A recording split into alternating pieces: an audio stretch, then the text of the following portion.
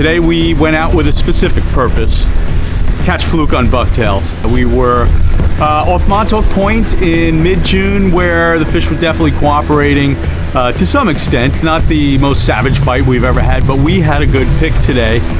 Variety bucktail sizes, you know, ranging literally from 8 ounces all the way down to 1/4 ounces, which we were using as droppers. There was definitely some bait in the area. We saw some sand eels, and the word is that there is some squid around. And this is the time traditionally when you see some big fluke come over the rail. So when we're fluke fishing and we're bucktailing, I tend to like the white.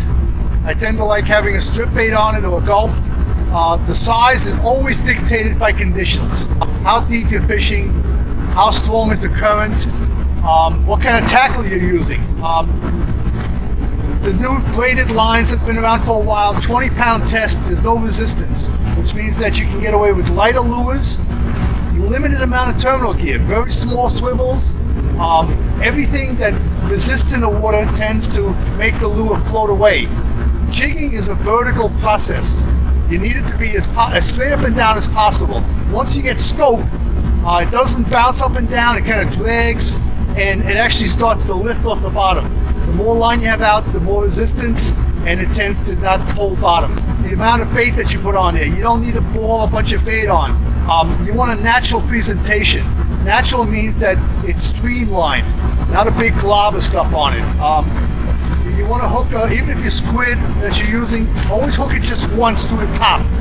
You don't want to put it down a couple of times. A lot of times it'll make it spin. Again, you're trying to match the hatch as best as possible. First few fish you catch, look what they're spitting up. See what they're eating. See what the size of the bait is.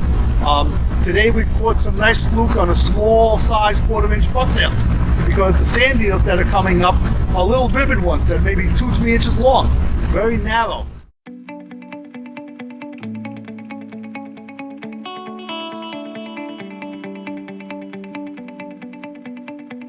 What I'm trying to do here is to imitate what our baitfish in real life would be doing. You know, if you go to the dock or something like that and you scare a shiner or a snapper, the instinctive response to that baitfish is to flee and get in front of his brothers and sisters, you know, and they do that by darting real quick for a short amount of time. So the natural response for a baitfish, you know, to a bass when he comes up on it is to dart away and, you know, and to get away from him. And you know, bass know that they only do it for a short amount of time. You know, a shiner can only go 3 or 4 feet, and they have to stop. So basically, that's what you're doing. You know, a bass is looking at your bucktail, and all of a sudden, you know, maybe that bucktail sees that bucktail or shiner, whatever the baitfish you're trying to emulate, sees the bass, and it does the response it's supposed to. It darts.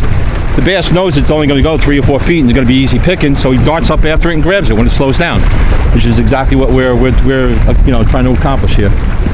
It's you know, a very effective way to fish, especially for up here for all our fish down in Florida. Everywhere you go, anywhere that you got a fish that goes after other fish, all you're doing is imitating what a baitfish would do in real life, and the fish attack it. And even when they're not hungry, I think it evokes an instinctive response to come up and hit it.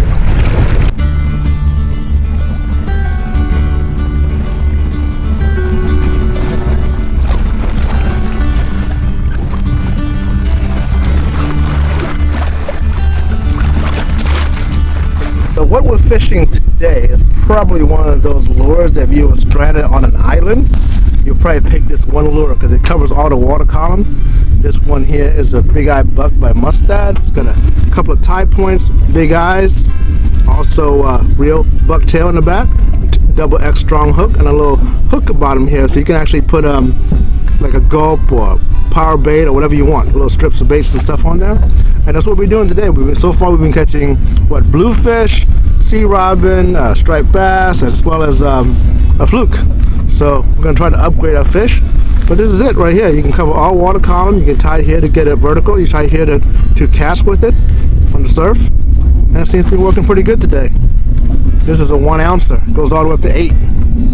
Snap jigging is a brand new technique that John just taught me today, about an hour ago, and and he's been waylaying them over here, and he says it's kind of slow. I think it's pretty good, especially on artificials, to be honest with you.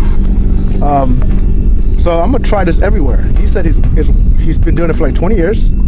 I see it. Oh, he is right.